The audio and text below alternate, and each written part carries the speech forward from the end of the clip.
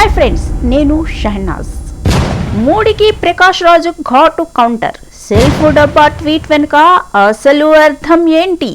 ఒక సినిమా, ఒక రాజకీయ వ్యాఖ్య, మరొక రాష్ట్ర నటుడి ఘాటు కౌంటర్. ఇప్పుడు దేశవ్యాప్తంగా సోషల్ మీడియాలో ఇదే హాట్ టాపిక్గా మారింది. ప్రధాని నరేంద్ర మోడీ తనను తాను గొప్పగా చూపించుకోవడానికి సినిమాలను వేదికగా చేసుకున్నారా?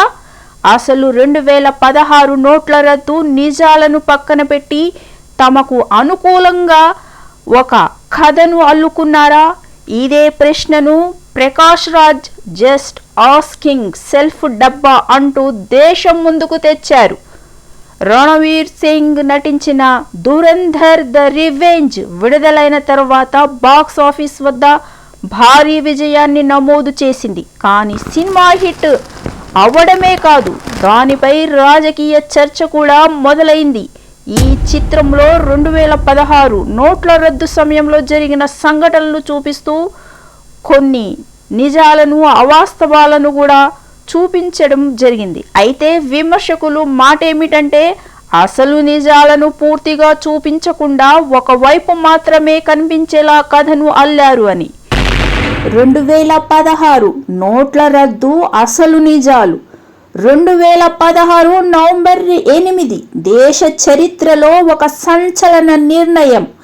ప్రధాని నరేంద్ర మోడీ ప్రకటించిన నోట్ల రద్దు దేశాన్ని ఒక్కసారిగా షాక్కు గురి చేసింది. 500, 1000 నోట్లు ఒక్క రాత్రిలో చెల్లుబాటు కాకపోవడం, బ్యాంకుల ముందు భారీ క్యూలు, సామాన్య ప్రజల ఇబ్బందులు, చిన్న వ్యాపారులపై తీవ్ర ప్రభావం.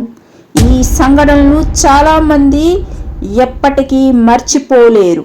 కానీ విమర్శకుల అభిప్రాయం ప్రకారం ఈ సినిమా ఈ సంఘటనలోని కష్టాలను, ప్రజల బాధలను పూర్తి స్థాయిలో చూపించలేదని అంటున్నారు. దానికి బదులుగా ఒక రాజకీయ కథనానికి అనుకూలంగా విజువల్స్ వాడారని విమర్శలు వినిపిస్తున్నాయి. ప్రకాష్ రాజ్ ఫైర్ ట్వీట్ ఎందుకు చేశారంటే, ఇదే విషయంపై స్పందించిన ప్రకాష్ రాజ్ తనదైన స్టైల్లో మోడీ వ్యాఖ్యలను ఘాటు కౌంటర్ ఇచ్చారు. తనను తాను గొప్పగా చూపించుకోవడానికి సెల్ఫ్ డబ్బా, సొంత భజన, సొంత ప్రచారం కోసం సినిమాలను వాడుకుంటున్నారా? జస్ట్ ఆస్కింగ్ అంటూ ట్వీట్ చేశారు. ఈ జస్ట్ ఆస్కింగ్ అనే పదమే ఇప్పుడు సోషల్ మీడియాలో వైరల్ అయింది. సోషల్ మీడియాలో దుమారం రేపుతుంది. ప్రకాష్ రాజు ట్వీట్ బయటకు వచ్చిన వెంటనే సోషల్ మీడియాలో భారీ దుమారం చెలరేగింది.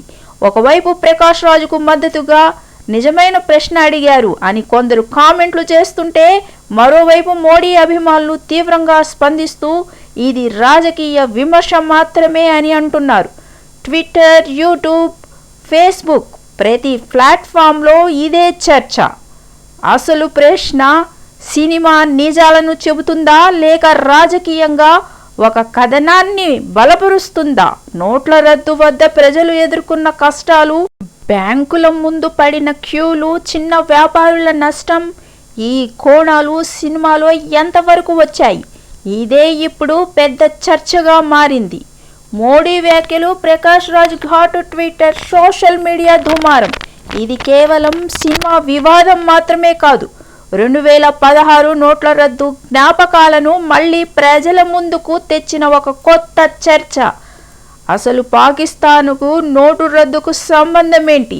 ఆనాడు ఏ పేపర్లోనూ, ఏ మీడియాలోనూ రాలేదు. ఇప్పుడు తమ ప్రభుత్వానికి అనుకూలంగా పాకిస్తాన్కి అంటగట్టి దేశభక్తి ఉన్నట్లు ఈ సినిమాలో చూపిస్తున్నారు. పాకిస్తాను దొంగ నోట్లు మన దేశంలో ఎలా వచ్చాయి? బార్డర్ దాటాయా? ఎలా దాటాయి? నిఘా సంస్థలు ఏం చేస్తున్నాయి?